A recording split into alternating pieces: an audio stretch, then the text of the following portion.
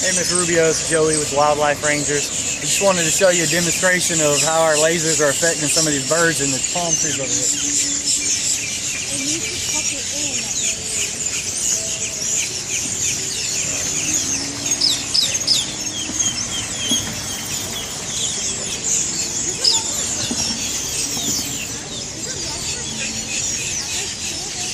Down here.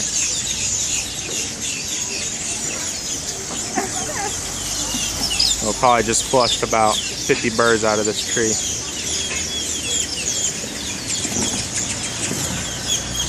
So this needs to be done consecutively for about 2 weeks, correct? This many birds, at least 2 weeks.